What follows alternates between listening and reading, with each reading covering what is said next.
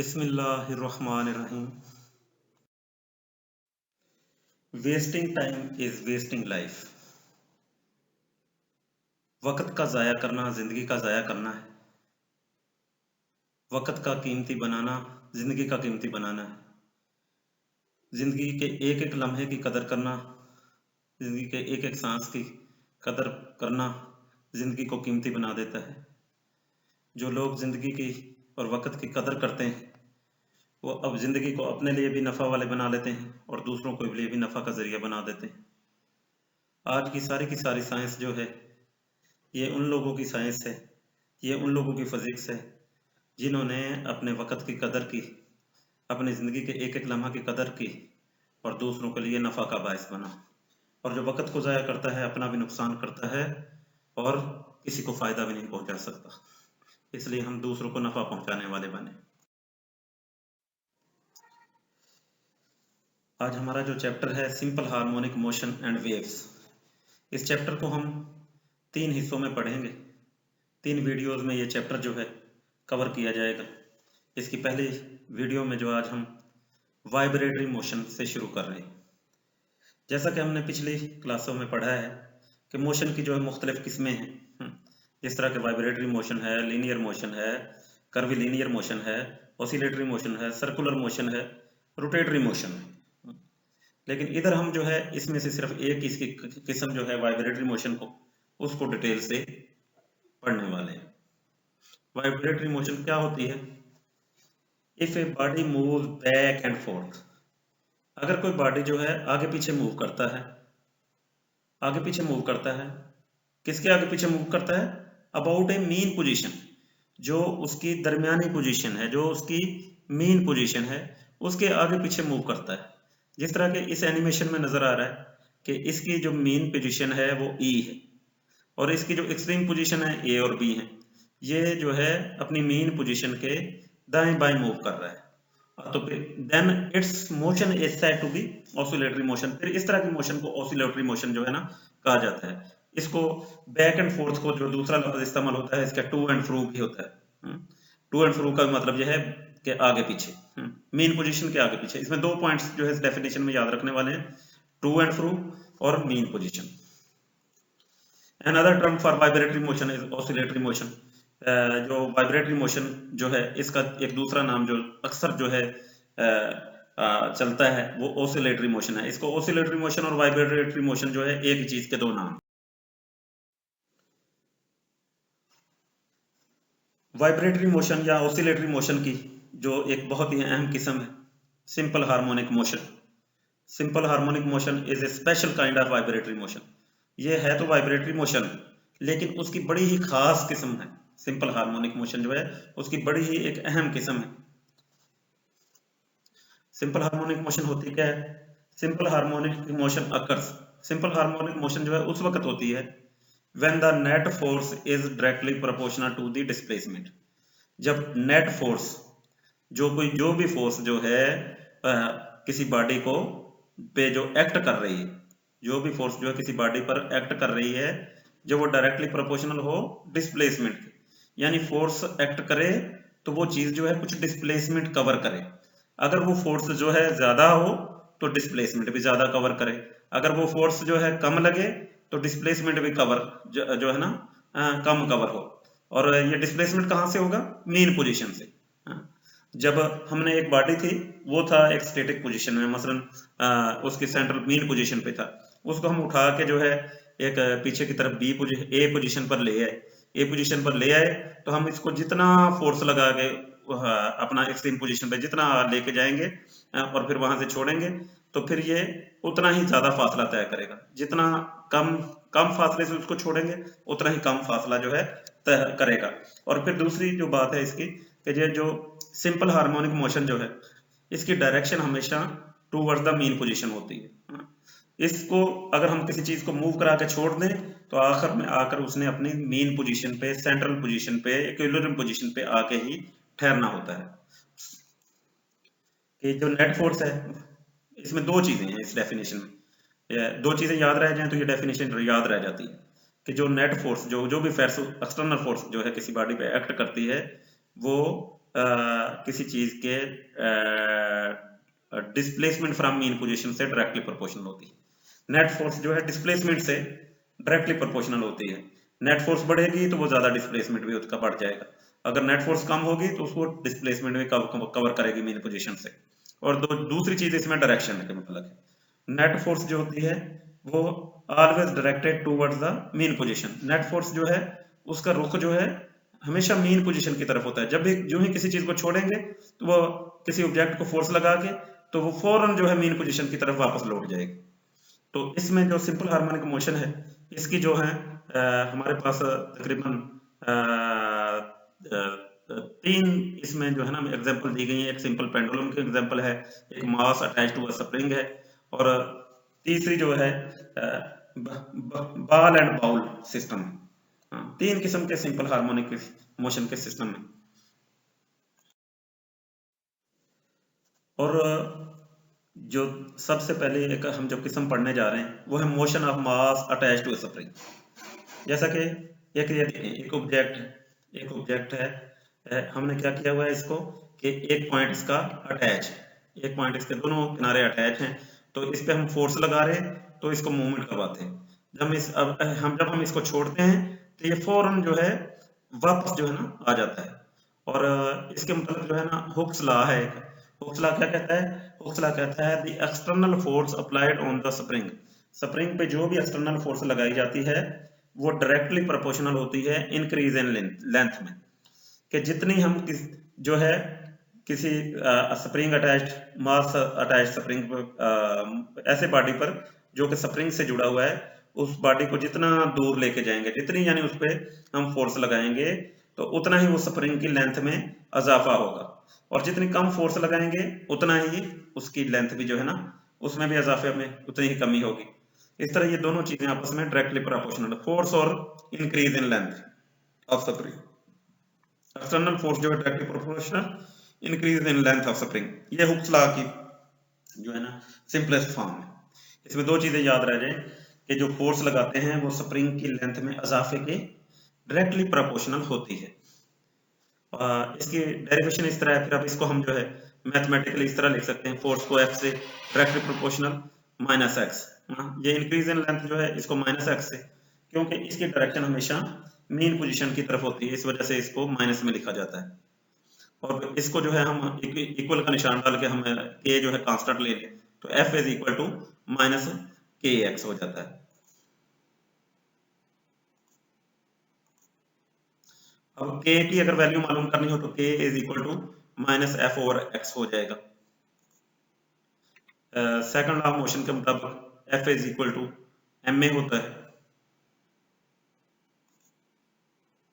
और अब k में हम जो पीछे हमारी जो k था उसमें F की वैल्यू जो है ना सेकंड लॉ ऑफ मोशन से पुट कर दें तो k is equal to minus m a over x हो जाता है।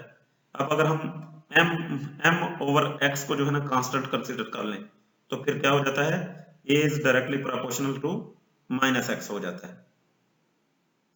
और इसका टाइम पीरियड जो है time period of mass spring system का वो हम जो है इस फार्मूले से मालूम कर सकते हैं, t is equal to 2 pi m over k।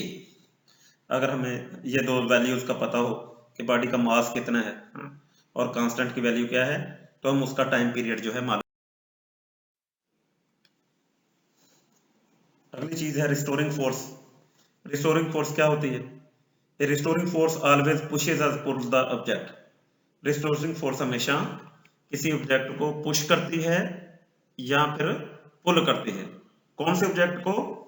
जो कि ऑसिलेटरी मोशन करता है। ऑसिलेटरी मोशन करता है उसको जो है पुश करती है या पुल करती है, किस तरफ? मेन पोजीशन की तरफ। रिस्टोरिंग फोर्स जो है चीजों SHM परफॉर्मिंग ऑब्जेक्ट्स को हमेशा मेन पोजीशन पर लाने की कोशिश करती है। कभी वो पुश कर रही होती है और कभी पुल कर रही होती है, जैसा कि इस एनिमेशन में नजर आ रहा है कि बॉडी जो है अब देखें ये सेंटर की तरफ मेन पोजीशन की तरफ जा रहा है और मेन पोजीशन से आगे चला गया तो फिर उसको वापस जो है ना मेन पोजीशन की तरफ लेकर आ रहा है।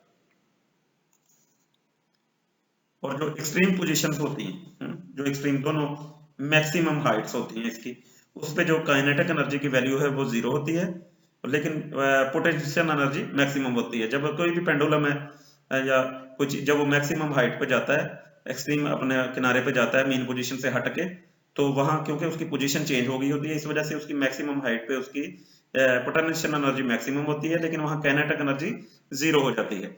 लेकिन जो मेन पोजीशन है, जो मेन पोजीशन होती है, उस पर काइनेटिक एनर्जी मैक्सिमम होती है। काइनेटिक एनर्जी की वैल्यू जो है मैक्सिमम होती है और पोटेंशियल एनर्जी वहां 0 हो जाती है, और वो काइनेटिक एनर्जी उसको वापस फिर दोबारा एक्सट्रीम पोजीशन पे लेके जाती है। एक्सट्रीम पोजीशन से मेन पोजीशन की तरफ जो चीज लेकर आती है वो पोटेंशियल एनर्जी है, और जो मेन पोजीशन से एक्सट्रीम पोजीशन की तरफ जो चीज लेकर जाती है वो kinetic energy of the body.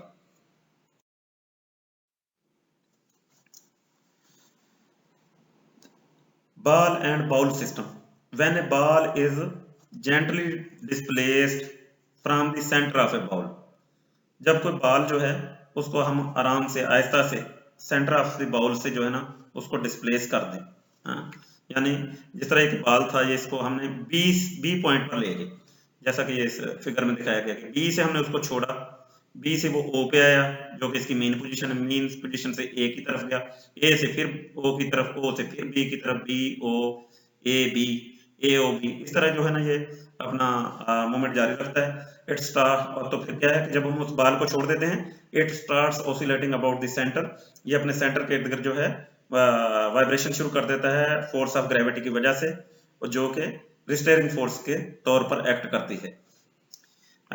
जो पीछे हमने पढ़ा था स्प्रिंग मास अटैच था, वो स्प्रिंग जो है उसको वापस लेकर आता था, और यहाँ स्प्रिंग वाला जो काम है ग्रेविटी फोर्स जो है ना वो एक्ट करती है कि सेंटर मेन पोजीशन पे कौन सी चीज बॉल को वापस लेके आती है, ग्रेविटी फोर्स, और जो ग्रेविटी फोर्स है वही रिस्टोरिंग फोर्स के तौर पर एक्ट करती है, जैसा कि उस पिछली टाइप में जो है स्प्रिंग जो है ये काम करता है।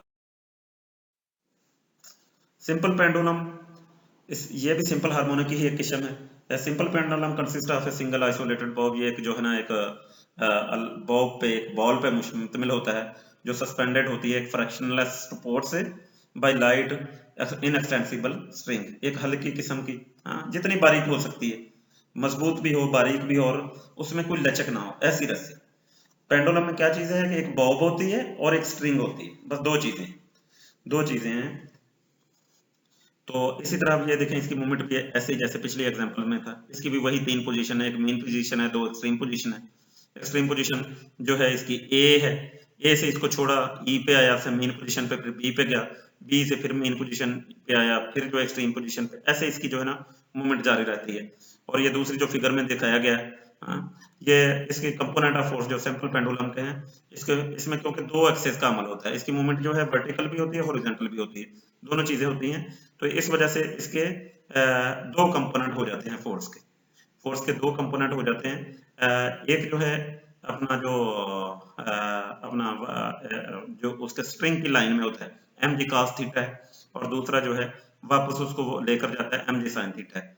एम जी cos थीटा जो है उसको स्ट्रिंग की टेंशन टी जो है वो कैंसिल आउट कर देती है, एम जी cos थीटा खत्म हो जाता है, और इसको जो मूवमेंट करवा रही होती है सिर्फ एम जी sin थीटा जो है इसको वापस लेकर आ रहा होता है।